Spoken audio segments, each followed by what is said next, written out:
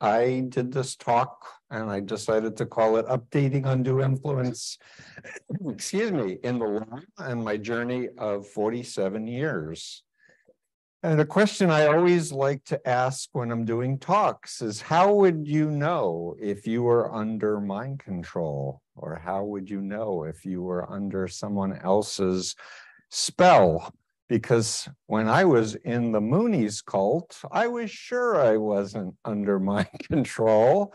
I was positive I was not in a cult, that Moon was the greatest man in human history. These are all members who've been assigned to each other to marry. He has the Guinness Book World Record of 30,000 couples at one time. And the cult continues. His son now has a gun cult. They actually changed the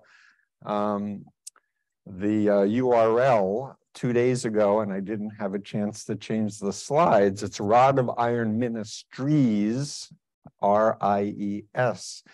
If you want to be scared, go check it out. They are training people in Tennessee and Texas for civil war using AR-15s that his brother has a factory for. And they were, in fact, at January 6th, saying it was Antifa. And the Washington Times, the Moonies newspaper, was saying it was Antifa as well. And for me, having been in the cult in the mid-70s and being in the room when Moon talked about democracy being satanic and how we had to invade how we had to infiltrate the government, and we had to make a theocracy, and when we took power in America, we would amend the Constitution and make it a capital offense for people to have sex outside of those mass weddings. I remain horrified for all of these decades of my work. And about 7, 8 years ago, I started to realize, after all these years of activism and having written 3 books at the time before The Cult of Trump got finished, what can we do to make a change that would actually last? And I realized the law was out of date by about 100 years about what we understand about the mind and about social psychology and neuroscience. And I got involved with a forensic think tank at Harvard Medical School called the Program in Psychiatry and the Law. And several of the people there are top forensic psychiatrists, psychologists, attorneys. And they listened to me do a presentation. They said, "You're right, it's really important. You should update the law. We should update the law." And one of the professors said, "You need to get a doctorate and you need to do a quantitative study on your bite model because the law wants quantitative studies.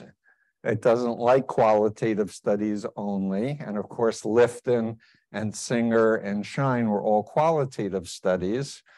And one of the professors there said, "If you get a doctorate, I'll supervise your research." And I said, "I'm 63. And he said, "I'm 77. Do you want to update the law or don't you want to update the law?" And so I did it. And I just want to tell you a few key things for you to understand. But really, the law currently is, if you're a minor, it could be undue influence. If you're an elderly person with dementia, it could be undue influence. And everything else is a slippery slope. And I want to come up with, and this is just my dissertation, we'd have a follow-up content validity study happening, but we need to do a lot more research in order to get this actually accepted in a scientific community. But Alan Shefflin, a law professor emeritus, who I've known since 1978, wrote one of the first books on MKUltra, developed a social influence model. And it's a key feature because when you're an expert witness, that's what forensic, experts like Steve Eichel do, is they're brought up as an expert to explain to judges and juries what's going on in an undue influence type of case. And Shefflin says, if you look at the influencee and their unique vulnerabilities, could be situational vulnerabilities, death of a loved one, breakup of a relationship was my vulnerability in getting recruited into the Moonies. It could be they're on the autism spectrum scale. It could be high hypnotizability. There could be a number of vulnerabilities, but then you look at the influencer or the predator or the predatory organization. The classic profile of the predator is the malignant narcissist. There's lots of material on that. But Shefflin breaks it down into how to think about all of this and the consequences or the results. So you can't take a snapshot in time and evaluate whether someone's under undue influence or not, because they're mostly taught to lie and to represent the group in the best possible light. I heard Phil Elberg, who's here, talk about Claire Bronfman and Isabella Pollack.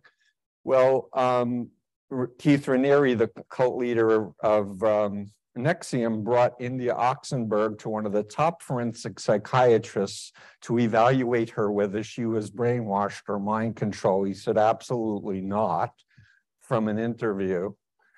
But in order to evaluate it, you need to gather information from family and friends to see the changes and evaluate what's happened and what are the circumstances. And you need to be able to probe with questions. And I should say my mentor at the Harvard program said, yeah, I was asked to evaluate a kid who was in the Moonies, my former cult, because he wanted to turn over his multi-million-dollar inheritance to the cult. He was 19 years old.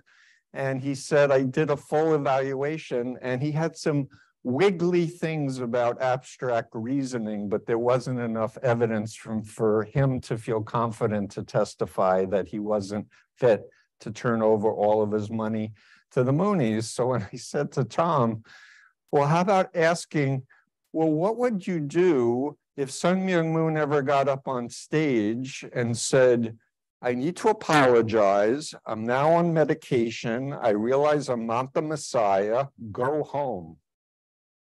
And then the Moonie would say, oh, he would never say that. To which you say, of course he wouldn't, but what would you do if that happened? And then you watch the smoke go out of the person's ears. That's a hypothetical, of course. So a lot of people are familiar with my BITE model of authoritarian control, but the other part of the model that is actually the essential frame, and this graphic is on my freedomofmind.com website. You can download it, as is the granular BITE model. But it's really important to understand it's not a binary, all or nothing. It's informed consent, for example, is ethical influence. Lying, withholding vital information, or distorting it is unethical. And you can then go down the laundry list of understanding what is healthy and what is unhealthy. And my hope is that we can get to a mathematical model where we could actually numerically say what number ISIS is, what number, the Moonies are, or what level within the Moonies are, or a one-on-one coercive control situation is, so that with someone explaining the social influence model and then being able to quantify all of the methods that are being used. I was sleeping 3 to 4 hours a night, 7 days a week for 2.5 years. And what I realized also is that trafficking, labor and sex trafficking, fraud, force, or coercion is illegal internationally. So in my dissertation, which I think I showed here, this is on my website as well, I tried to connect the dots between Lifton's model, Singer's model, Shine's model, trafficking law, my model, my quantitative study that showed a high factor analysis for authoritarian control, and then added the Shefflin social influence model. So my BRIGHT model talks about behavior control, information control, thought control, and emotional control variables. Not every group or situation uses every single one of them, but excuse me. But the more BITE, the more destructive and mind control-ish it is. So how am I doing? I'm doing pretty good. I'm talking fast. So another critical thing that people need to understand in the law and generically is that the Diagnostic Statistical Manual, number 5 of the American Psychiatric Association, has a category for this phenomenon, and I'll just read it. Identity disturbance due to prolonged and intensive coercive persuasion. Individuals who have been subjected to intense coercive persuasion, e.g. brainwashing, thought reform, indoctrination while captive, torture, long-term political imprisonment, recruitment by sects or cults or by terror organizations may present with prolonged changes in or conscious questioning of their identity. And I've heard a number of presentations and people are familiar with my book, Combating Cult Mind Control, and other books where we talk about this dual identity, the Steve Hassan before I got in the cult, and then the Mooney Steve Hassan, and then in my deprogramming, the real me popped out, but I had this whole programmed identity that was then needing to be deconstructed and digested and integrated, which requires a very specialized approach for counseling. And I've had a lot of help over 4.5 decades. These are my 3 books. Oh, I think we have the wrong set of slides. Anyway, I have a course that I put on my website, but the slide isn't here. So I think I'm going to turn off this. Can I turn off the slideshow and just keep talking? Thanks.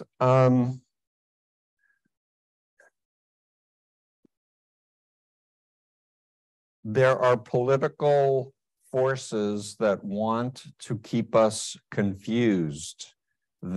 Psychological warfare is real. I wrote a book called The Cult of Trump, and I hope I don't alienate anybody in the audience, but if you think that I'm incorrect in my assessment, I invite you to read the book and let's talk. But the price for that conversation is reading the book first. But I argue that ever since Edward Bernays, the nephew of Freud, created his model and wrote a book in 1928 called Propaganda, there's been an ever-increasing sophistication in understanding how to manipulate people emotionally and psychologically to need to buy products or to need to belong to X organization or Y. And this whole phenomenon that we're living in right now has been on steroids with the digital environment that we live in, social media and AI. And the next level is the multiverse, the metaverse, where people are using VR headsets, where 5,000 data points that have been collected on every voting American can be tweaked to your unique likes and dislikes, your preferences, images of people that you trust can be inserted into video games or other things like that. And incrementally, you can become indoctrinated into and radicalized into a new belief system. This is the world that we're entering right now, unfortunately. and there's no data protection laws in the United States. I recommend people check out the Center for Humane Technology and Tristan Harris and Asa Raskin's podcasts, Your Undivided Attention. And our minds are precious. And think about how many hours people are on cell phones and social media apps. We've heard about TikTok being a Chinese app and how in China it's not allowed to be used for anything but for the Chinese government's perception of what's good. But it's a cesspool everywhere else that it is unregulated. And nobody's taking care of our minds. And I really believe that former members and family members who know people who've been in cults, we're in a very unique position to be the canaries going, danger, danger, warning, warning. But we need to be able to explain it in a simple way. And so far, the influence continuum and the bite model I found to be a very effective tool. I was just listening to Matthew Bywater's talk on freedom of the mind, and he had a slide up there. He had taught English in China. He said, my bite model was translated into Chinese and was being used when there was that big uprising against the COVID isolations in China. It works. People can go, oh, behavior control, information control, thought control, emotional control, to make people dependent and obedient to an external authority figure. Oh, we get it. This is not good for us. It's good for them who are in power, not good for the rest of us. So, well, I have more time than I thought.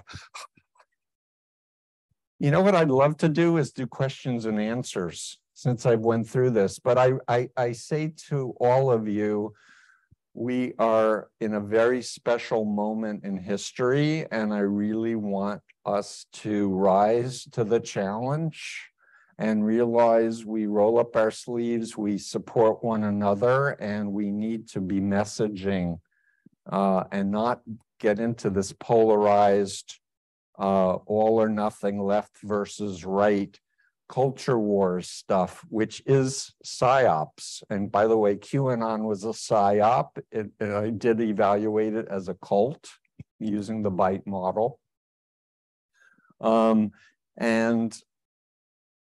fourth generation warfare, fifth generation warfare, they're military intelligence concepts. And they're designed to cause confusion, overwhelm people, make them feel helpless, make them distrust experts, make them distrust science, make them distrust institutions. And using Kurt Lewin's model that I read about in Edgar Schein's book, Coercive Persuasion, book in 1961, he talks about unfreezing, changing, and refreezing. This is unfreezing all of us. And of course, the COVID epidemic just sped everything up dramatically so that people are like numb. What are we going to do? What are we going to do? And it doesn't seem like leadership understands this stuff. They're blind because people are still walking around thinking, I'm too smart.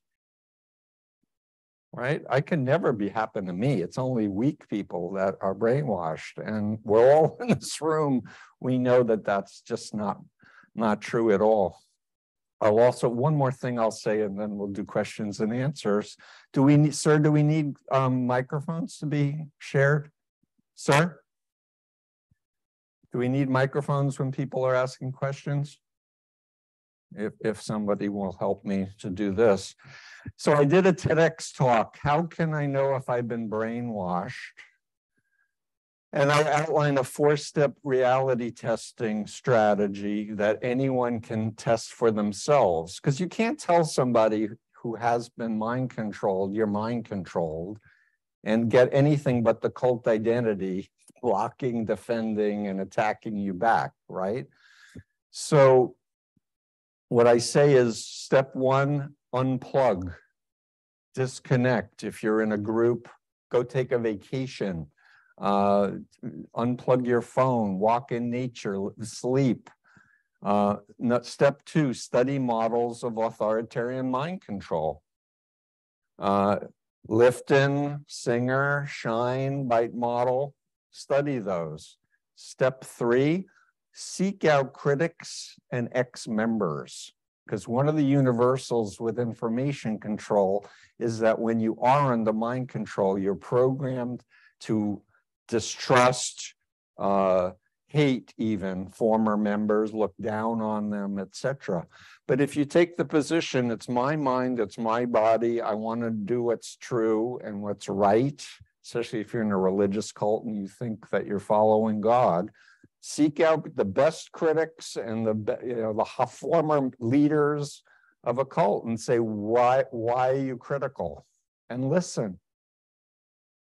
And then with that body of information, with the authoritarian bite model, go back in time, and I'm talking now about people recruited in, and I'll discuss people born in a second, but go back in time to when you were first exposed. When was the first time you heard about QAnon? Or when was the first time you heard that COVID was a hoax or whatever? And think through, what did you watch a video? Were you on a certain TV station? What radio were you listening to, etc.? But thinking about those things, and ask yourself, if I knew then what I know now, would I have continued to listen, or would I have listened to the entire propaganda documentary or not? And it's this self-reflective reality testing strategy that I think people can be encouraged to do in mass. And the best way to help encourage people to do it is for you to do it, and for you to share your story, and to talk compassionately to people who are in these ideological silos. And I can tell you that for me, learning Chinese communist brainwashing, that was the reality testing I needed for the Moonies. Because when I went through all 8 criteria, it's like, we do those, all of those. But we're God and they're Satan, they're atheists. And it started to open up that fissure between my real self, that was an intelligent, educated young man, and the thing that woke me up, the final thing, was just realizing Moon was a liar. And it wasn't that the deprogrammer said Moon's a liar. They handed me one of Moon's speeches and said, "What do you think, Steve?" And Moon was talking to congressmen and senators how much he respected Americans and how surprised he was that anyone could imagine a Korean could brainwash an American. And I had been with him for 2 years in 100 different occasions where he was saying exactly, Koreans are the master race, we're stupid idiots, and that our brains are dirty and they need to be washed, blah, blah, blah, right? As soon as I got to that point of he's a liar, then I was like, well, he can't be a man of God because we teach a God of truth. Therefore, he's not trustworthy. And the whole thing went plop, plop, plop, plop, plop in my mind. And what we want to do is destigmatize the road out for people. And the best way is, again, massive psychoeducation. Helping everybody understand this is a phenomenon that's happening right now in our world. And having said that, questions? Yes, ma'am.